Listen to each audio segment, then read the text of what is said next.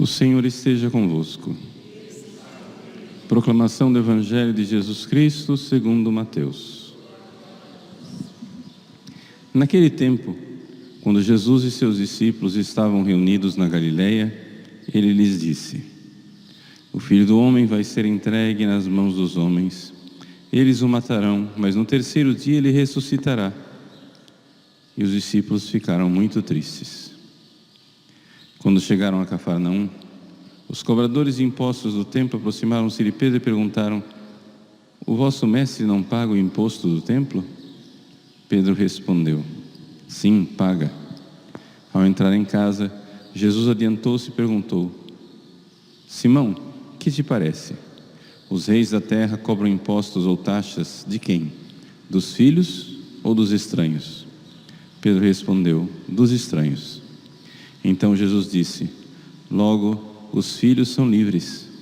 Mas para não escandalizar essa gente, vai ao mar, lança um anzol, abre a boca do primeiro peixe que pescares, e ali encontrarás uma moeda. Pega então a moeda e vem entregá-la a eles, por mim e por ti. Palavra da salvação.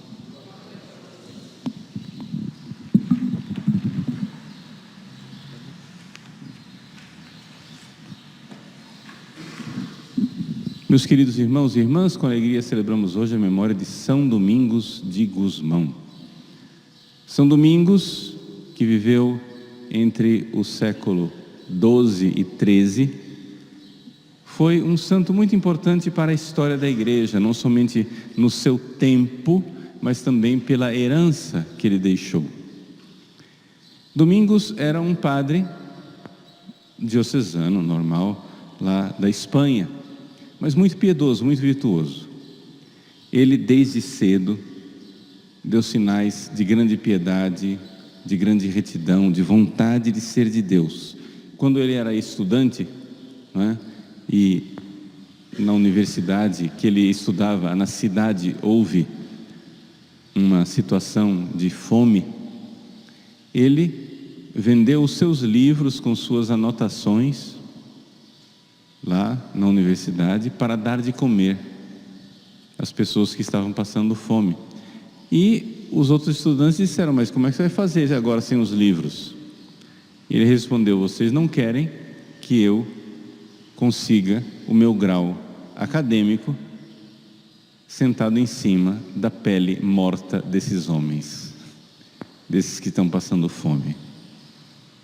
Assim ele foi ordenado padre e feito cônego na Catedral de Osma.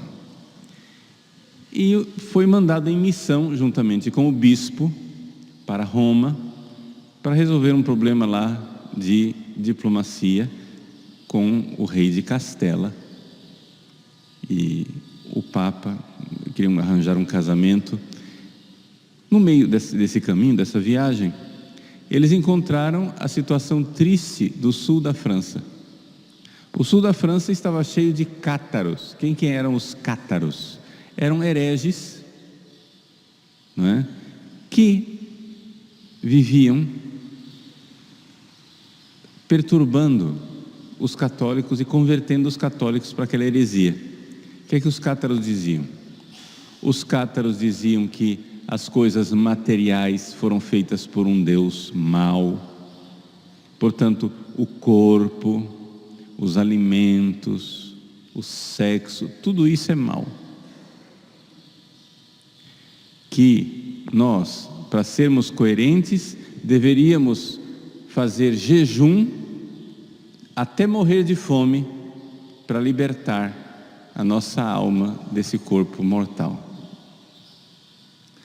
Então, por isso os cátaros saíam pregando isso, e eles mesmos, os cátaros, eram muito ascéticos, viviam uma vida com um estilo de pobreza. Eles também eram contra os juramentos, mas toda a sociedade medieval era baseada em juramento. Toda a ordem jurídica da Idade Média era baseada no juramento dos vassalos com o suzerano. Se você abolisse os juramentos, não tinha mais ordem, ia ser o caos social. Além disso, propriedades. Ou seja, era um verdadeiro ambiente de revolução social. Impediam as pessoas de se casarem, dizendo que não deveriam ter filhos, porque ter filhos era aprisionar mais almas em corpos. Portanto, não era somente um caos social, era a destruição da humanidade. Se aquela ideia vencesse, seria uma coisa horrorosa. A sociedade como um tal iria fracassar. Caos social. Não pode mais ter filhos, as pessoas cometendo suicídio por greve de fome, por assim dizer, morrendo de inanição. Arruaças, violências, as pessoas ricas sendo mortas, os castelos sendo invadidos e queimados. Mas os cátaros tinham uma pregação, e não somente, tinham um estilo de vida austero e pobre, e isso chamava atenção. Quando Domingos encontrou lá os pregadores católicos, o Papa tinha mandado, padres cistercienses para pregar lá no sul da França, para tentar converter os cátaros. Mas esses monges cistercienses viviam um estilo de vida muito cômodo, sem penitência, rico até. Como que você vai pregar contra os cátaros que viviam a pobreza, o despojamento? Davam exemplo da pregação deles com a vida. Então São Domingos, juntamente com o seu bispo, disseram: olha, nós vamos precisar adotar um estilo de vida pobre e evangélico. Então ele ali deu início a uma ordem, a ordem dominicana, que tinha estas duas características que não existiam na época. Duas não, vamos colocar três. Primeiro, um estilo de vida pobre e evangélico. Um pouco como o São Francisco de Assis, os franciscanos. Mas, ao mesmo tempo, segunda característica que os franciscanos não tinham, uma ordem de padres estudiosos. Porque se você vai debelar os cátaros, você tem que ter argumentos, você tem que saber teologia, você tem que saber mostrar o erro. Então, eles viviam uma vida pobre, uma vida austera e uma vida de estudiosos. E a terceira característica é que eles eram dinâmicos, não eram amarrados num lugar, num mosteiro, como os monges.